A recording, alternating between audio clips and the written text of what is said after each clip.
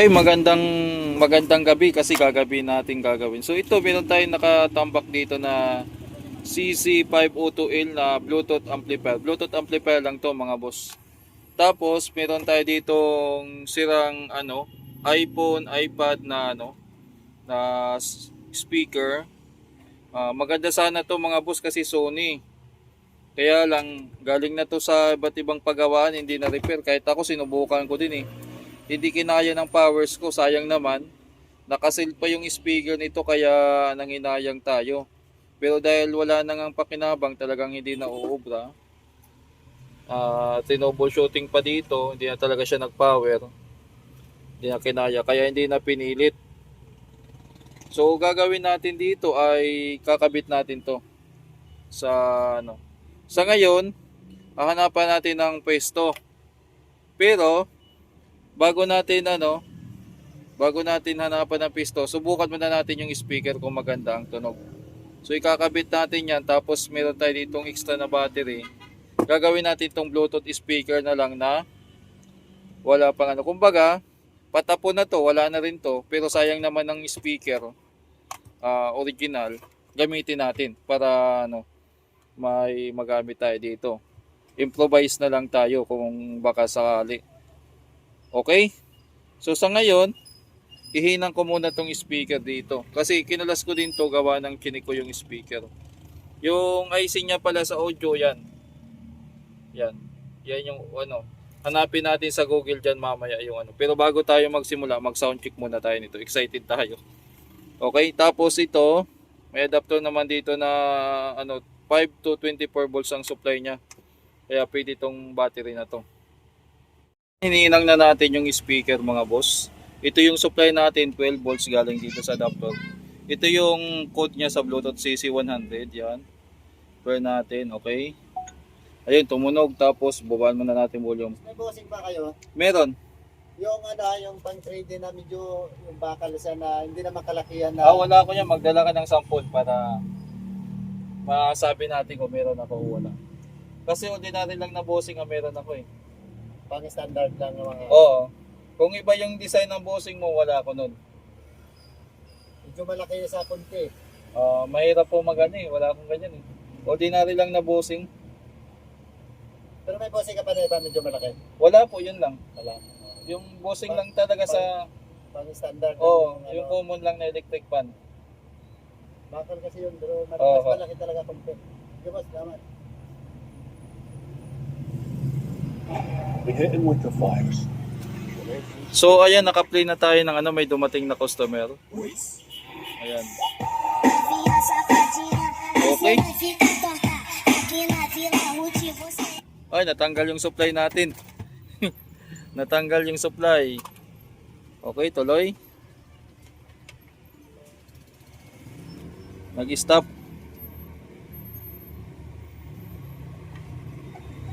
Nag-pair ba? Nawala yung yan. Magandang tunog.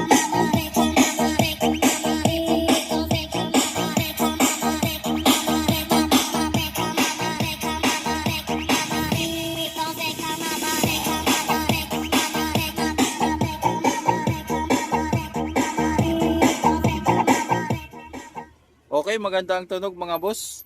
So pwede. So gawin natin dito ay inspeksyonin natin. Tanggalin na natin yung mga hindi kailangan. Tapos i-assemble natin, hanapan natin kung saan pwesto to. Kung dito ba o dito sa alamin natin. Ngayon, kalasin din natin to, alamin natin yung yung kung anong number ng IC na to. Pero hindi naman yan sila, alamin lang natin kung ilang watts yung pinaka power niyan. Yung audio IC niya mga boss, ilawan natin. Yan, para makita, tapos ilapit natin. Yung number niya ay TDA 7266SA. So tiningnan natin dito. Ayan yung TDA. Nakalagay dito ay dual 7 plus 7. 7 watts plus 7 watts dual bridge amplifier. So 7 watts lang pala to per per channel. Itong ating umaabot to ng 50 watts. 5050 itong IC na gamit natin. Ito yung ano naman niya, number niya. C is walang malabo ah. Ayusin natin.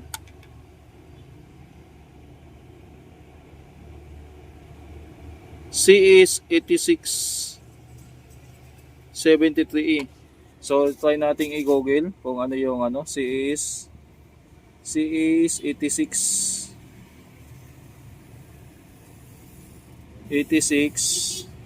ano ba number nito? 8673. Ayun, may nakalagay dito 8673E. So Google, ganun din naman asa sa Google. Ay. Ayun, all data sheet. Ayan. Wala nakalagay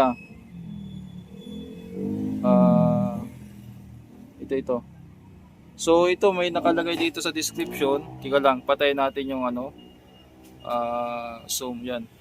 Sabi dito, CS8670 is a high performance stereo plus D audio amplifier IC with efficient heat dissipation via a sub 16 package, deliver a high power open listed up to 40 watts or 80 watts mono for Bluetooth speaker DIY audio project consumer. So ito may mga video niyan sa mga ano, sa mga piyesa na yan. Okay. So ito yun, yung IC na yun. Ngayon, itong ano na to, itong amplifier na to or itong speaker na to, ay pang ano lang talaga to. Pang iPad lang siya. So wala siyang FM, walang ano. Ay meron ata. Meron FM. Meron ding tawag dito, tuner. Pero wala siyang Bluetooth. Wala siyang Bluetooth. Plain lang talaga siya na kabitan ng ano, iPhone, iPad yan. Pero yung ibang phone hindi siya pwede. So pang ano siya, pang alarm, pwede siyang alarm, radyo. Ito yung ano niya, reset, alarm, volume, sounds. Yan, buzzer. So alarm clock siya, same time, pang sounds din. Kaya lang nagka-problema, hindi na magawa. Kahit ako hindi ko rin magawa. Limitado lang din yung alam natin. So mas mainam na lang na gawin nating Bluetooth. At sigurado ako meron namang mag-question dito na, "Oy, bakit nyo sayang naman yan?" So alam nyo naman, marami namang ano, yung iba talaga may malang or may masabi lang talaga. Gusto natin, sa atin naman to eh. Okay? Ito yung speaker niya. Kinalas ko mga boss kasi para malinis din natin. Tama nga ang hinala ko, madumi na. Ito yung ano niya, double magnet siya. Ay hindi, single lang pala. Malaki lang talaga yung magnet niya. Ito yun naman yung exhaust niya. Tingnan nyo, nakabend pa yung ano niya. Tapos nakasil talaga siya kasi mayroon siyang foam dito sa palibot. Yan. Lilinisin lang natin to para ano, para magamit natin o ano, maganda yung ano, para walang sagabal itong mga alikabok na to. Babakyumin natin yan o kaya babrush natin. Brush siguro pwede na dyan. Brush lang siguro pwede na.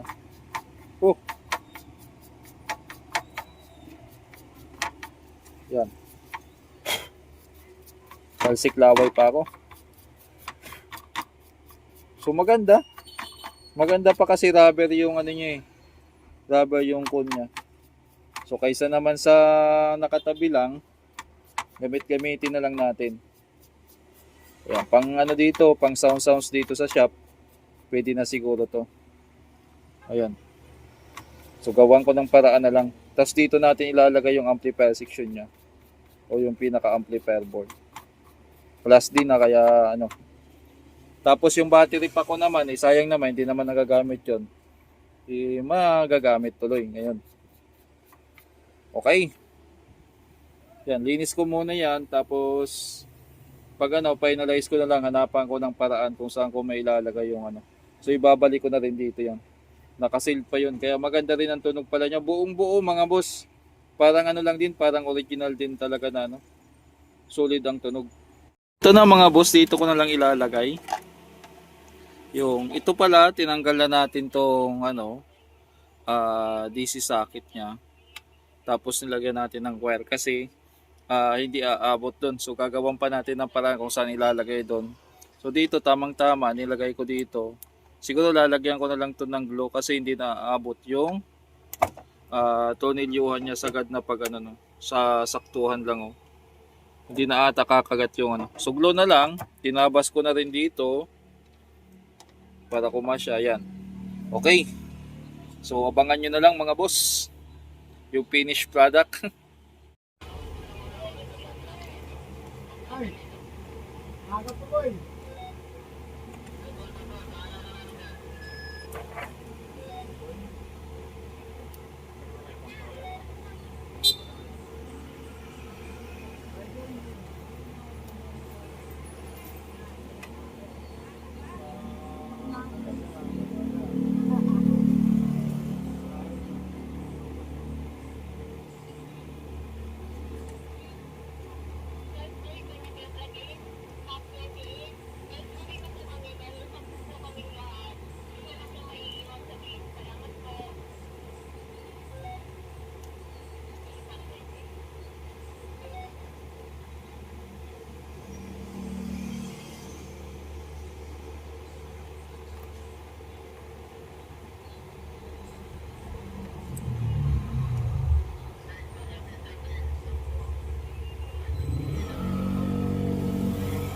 Okay, ayan na ikabit na natin.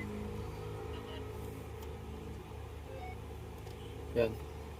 Tapos nakaglow na yan. Ito na yung pinaka yan. Teka lang. Pinaka final result. Yan. So okay na dito. Ito na lang yung wiring papunta sa supply. So ipipigure out ko yan kung paano ko gagawin. So itong battery pack na 12 volts, naka-stock lang naman to. Sayang naman kung matutuluyang masira. Tapos itong Bluetooth board na ni-review natin dati, naka-stock lang din, pati itong speaker. Kaya ayan, pinakinabangan natin. Ngayon, nagkabit tayo ng adapter para sa naka-red yan hanggat hindi siya full charge, naka-red yan. Pag naka-full na, magi-green na yun, tanggalin natin. Kunyari na-unplug na natin dito ito yung likod pala niyan. Kunyari na-unplug natin to. So kulay green siya. So pag pinag-plug natin yan dito, tingnan nyo. Yan, kulay red siya. Itong switch naman ay para yan sa battery. Para dito sa battery. Para hindi siya mag-discharge. Kumbaga totally cut off yung supply ng battery nito dito sa Bluetooth. Kasi yung switch dun sa harapan, para na yung sa supply mismo ng Bluetooth IC. Yung supply na to, itong supply na to, na positive niya, ay nagkukonsumo pa siya sa amplifier board niya o sa amplifier IC. Kaya kinat natin. So, dalawang switch nito, switch sa likod at saka sa harapan para sa Bluetooth na sa pag-power on. Ito naman switch para sa battery. Ngayon, yung mga iba pa dito, mga switch sa likod, hindi na natin ginalaw para hindi lumubog pag pinindot. Yung sa baba lang ang wala na talaga kasi kinalas natin para ito yung board sa baba. Ito pa yung iba. Pinagkakalasan natin kasi para kumasya yung paglalagyan natin ng ng amplifier board at saka yung battery. Ngayon, i-full charge ko na lang yan. Pag na full charge, takpan ko na tapos subukan ko kung kung mabilis malubat o matagal malubat itong battery pack. Ibig sabihin kung mabilis na to malubat, pwedeng may problema na tong ano ba tawag dito, nakalimutan ko. Yung balancer niya o yung BMS niya, ito yung BMS board niya dito. O kaya yung mismong battery. Kasi luma na rin to mga boss. Galing din to sa Bluetooth speaker. Actually, dalawa to. Mayroon pa tayong isa dito. Ito naman ay 7.4 volts na apatan. Ito naman ay siyam na 3.7. So yan muna, hanggat hindi siya nagpo-full charge, yan muna, hindi natin tatakpan yan. Tingnan natin kung magiging effective tong ginagawa natin. Ang itsura ng harapan niya. So wala na dito, bakante na. Pero baka balang araw, kung magka-budget tayo, lalagyan natin to dito ng yung tawag dito yung parang ilaw. Lalagay tayo ng ilaw dyan na gumagalaw. So next time yan, to follow na yan kapag may extra tayo. Sa ngayon, ito butas to. Ano kaya kung ilagay ko to dito? Ito kasi yung niya yung pinaka-pin niya na nakasaksak doon. So bala ko din maglagay pala dito ng ng bara. Kapag maglagay tayo ng pon dito para may sandalan pa rin. Tapos itong butas na to baka gawan ko pa ng paraan. So tingnan natin kung ano yung magagawa ko dito. For the meantime, yan lang muna. Paunti-unti lang. Wala na ata kung may isip. O kaya foam na lang ilagay ko dito. Gupit ko dito, no? Ganun kataas na foam. Tingnan natin kung ano yung may dito. Maisipan kong ilagay. Kaya dito banda. Kasi pwede isabit dito yung phone patayo. O may sana, no? Pwede rin pala dito, oh. Charger. Pero hindi, saka na. Pag-isipan natin yan. Unti-unti lang, hindi naman lahat yan madadali ng isang bagsakan.